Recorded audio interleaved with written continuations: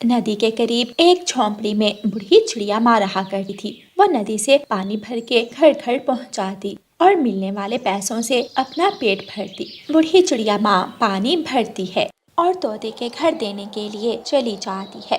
मिठू मिठू बेटा, अरे ओ मिठू बेटा, पानी ले लो। मिठू तोता दरवाजा खोलता है। माँ जी, आ गई आप? माँ जी, अब सर्दियों का मौसम शुरू हो गया है, अब पानी तो जरा कम ही लाया करें, पड़ा पड़ा बर्फ बन जाता है।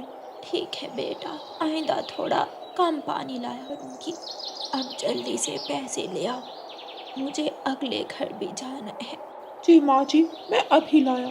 तोता पानी लेकर अपने घर जाता है और पैसे लाकर बूढ़ी चिड़िया को दे देता है। मिठू जी, आप पानी कम लिया करें, और हाँ, याद रखना, पानी कम लेना है तो पैसे भी कम ही देने हैं। ये तुम कैसी बातें कर रही हो हरियाली? माँ चिड़िया बहुत कमजोर और बूढ़ी हैं, बड़ी मुश्किल से पानी भर कर लाती हैं, हमें उनका ख्याल करना चाहिए। हाँ हाँ, एक आप ही रह गए हैं ख्याल करने के लिए। मैं बता रही हूँ, आइंदा मैं बस पूरे पूरे पैसे दूंगी। बड़ी मेहनत से कमाते हैं हम पैसे। रानो, अरे ओ रानो बेटी, पानी ले लो। माँ जी, आप अंदर आ जाएं। नहीं चिड़िया बेटी, तुम्हारा पति गुस्सा करेगा, वैसे भी मुझे जाना है और घरों में भी पानी देना है। माँ जी, आप कुछ खा लें फिर चली जाइएगा। मुझे पता है आपने कुछ भी नहीं खाया होगा। आप मेरे साथ आए। रानो चिड़िया बूढ़ी चिड़िया माँ को अपने साथ अपने घर ले जाती है और उसे रोटी खाने के लिए देती है। माँ जी, ले, ये टोपी भी आप रख लें, इतनी सर्दी में आप बीमार हो जाएंगी। जीती रहो रानो बेटी, तुम बहुत अच्छी हो। एक तुम ही हो जिसे मेरा इतना ख्याल है। अच्छा बेटी, अब मैं चलती हूँ। बूढ़ी चिड़िया माँ वहाँ से चली जाती है। यूं ही दिन गुजरते के एक दिन सेठ कालू कौवा अपने नौकर से कहता है, नदी के पास जिस बूढ़ी माँ चिड़िया की झोंपड़ी है, जाओ और जाकर उसे बुला कर लाओ। जी मालिक। कालू कौवे का नौकर बूढ़ी चिड़िया माँ की झोंपड़ी के बाहर खड़े होकर बूढ़ी चिड़िया माँ को आवाज देता है, तुम यहाँ क्या कर रहे हो? क्या काम है मुझसे? आपको कालू सेठ ने बुलाया है, हमारे साथ चलो। मुझे क्यों बुलाया है? क्या मुझसे कोई भूल हो गई है? मुझे कुछ नहीं मालूम, वो तो आपको वहाँ जाकर ही पता चलेगा। बूढ़ी चिड़िया माँ कालू कौवे के नौकर के साथ चली जाती है। जी कालू सेठ जी, क्या बात है? जिस जगह पर तुम्हारी झोंपड़ी है उस जगह की मुझे ज़रूरत है, और वैसे भी मैं जानता हूँ वो जगह तुम्हारी नहीं है। मैं वहाँ फैक्ट्री बनाऊंगा, इसलिए तुम वो झोंपड़ी छोड़कर चली जाओ। मगर मैंने वो झोंपड़ी बहुत मुश्किल से बनाई है। मेरा और कोई ठिकाना नहीं है, मैं कहाँ जाऊंगी? मुझ पर रहम करो प्लीज, ऐसा मत करो। बूढ़ी चिड़िया बहुत विनती करती है, मगर कालू कौवा सेठ बूढ़ी चिड़िया माँ की एक नहीं सुनता।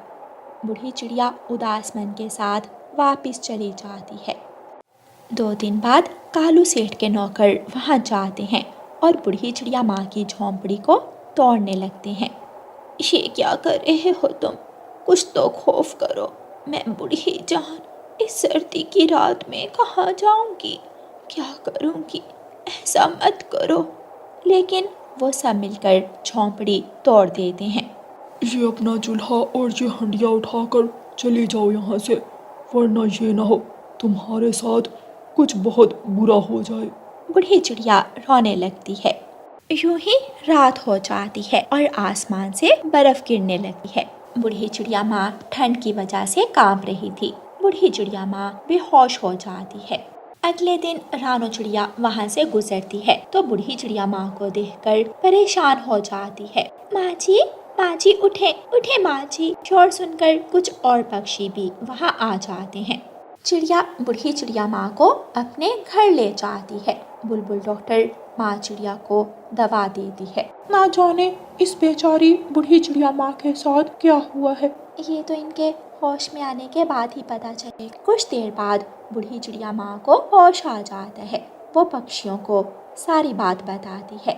अगर वो अमीर है, सेठ है, तो इसका ये मतलब नहीं कि वो कुछ भी करता फिरे। हम छोड़ेंगे नहीं उस सेठ को। सब पक्षी डंडे उठाकर कालू कौवे के घर जाते हैं और उसकी खूब धुलाई करते हैं। हल्लू, राकू, कहाँ मर के हो? माफ कर दो, मुझे माफ कर दो। मैं आइंदा ऐसा नहीं करूँगा। आइंदा किसी मसलों पर जुल्म करने से पहले सोचना। दुष्ट कालू कौवे। ऐसे सब पक्षी मिलकर कालू कौवे की खूब धुलाई करते हैं और उसे सबक सिखाते हैं। प्यारे दोस्तों, इस कहानी को लाइक, अपने दोस्तों के साथ शेयर और चैनल को सब्सक्राइब करना बिल्कुल मत भूलना। आपका धन्यवाद। रानो चिड़िया की ऐसी कहानियाँ सुनने के लिए YouTube सर्च बार में रानो चिड़िया की कहानी लिखें या फिर ये बटन दबाकर बोलकर कहें रानो चिड़िया की कहानी। सुंदरपुर एक बहुत ही खूबसूरत जंगल था जहाँ सभी पक्षी मिलजुल कर रहा करते थे। उस जंगल में एक खूबसूरत बाग भी था। उस बाग में हर तरह के फल लगते थे। गुड़िया और कुकू, चलो बच्चों बाग से फल लेकर आते हैं। गुड़िया और कुकू जल्दी से अपनी अपनी टोकरियाँ उठा लेते हैं और अपनी मम्मा के साथ फल लेने चले जाते हैं। मिठू तोता भी अपने बेटे के साथ फल लेने जा रहा था। वो सब बाग में पहुंच जाते हैं। रानो बहन, अमरूद भी बहुत मीठे हो गए हैं, आज वो भी ले जाना। तोते भैया, गुड़िया और कुकू अमरूद ज़्यादा शौक से नहीं खाते, इसलिए मैं इनके लिए सेब और आम ही लेकर जाती हूँ। मुझे तो अमरूदों से ज़्यादा कुछ भी अच्छा नहीं लगता। तोता और रानो चिड़िया हंसने लगते हैं। बच्चे फल तोड़ तोड़ कर टोकरी में डाल रहे थे। आम, मीठा आम, ये कितना स्वादिष्ट है। गोरी कौवी और कालू कौवा भी वहाँ आ जाते हैं। रानो बहन, कुछ पौधे पानी की कमी की वजह से सूख रहे हैं, हमें इन्हें पानी देना चाहिए। हाँ गोरी बहन, मैं भी यही सोच रही थी। कबूतर भी वहाँ आ जाता है। सब पक्षी मिलकर उन पेड़ों का ख्याल रखते। फिर वो सब पानी लाकर पेड़ों को डालते हैं। चलो बच्चों, अब घर चलते हैं। मम्मा, बस थोड़ी देर और झूले लेने देना प्लीज। गुड़िया कुकू, बस बहुत हो गया, चलो अब घर चलें। फिर सब पक्षी अपने अपने फल लेकर अपने अपने घरों को चले जाते हैं। उनका जीवन बहुत अच्छा गुजर रहा था। एक दिन एक चील उड़ती हुई उनके बाग में आ जाती है। फलों और फूलों से भरा हुआ बाग और साथ में नदी भी है। वाह, ये तो बहुत सुंदर जगह है। इस बाग पर तो मेरा दिल आ गया है। अब यहाँ मैं रहूंगी, मेरा राज होगा यहाँ। मुझे अपनी बहन और माँ को भी यहाँ ले आना चाहिए, वो भी ताज़ा ताज़ा फल खाकर सेहतमंद हो जाएंगी। चील उड़ती है और अपने घर जाती है। माँ, मैंने एक सुंदर और फलों से भरा हुआ बाग ढूंढा है, चलो हम सब वहाँ जाते हैं। क्या कह रही हो तुम? ये घर छोड़कर मैं कहीं और नहीं जाऊंगी। वैसे भी ये फल मुझे अच्छे नहीं लगते, मैं तो सिर्फ मांस ही खाऊंगी। माँ, अगर वहाँ बहुत सारे फल हैं तो इसका मतलब है वहाँ छोटे पक्षी भी आते होंगे वो फल खाने।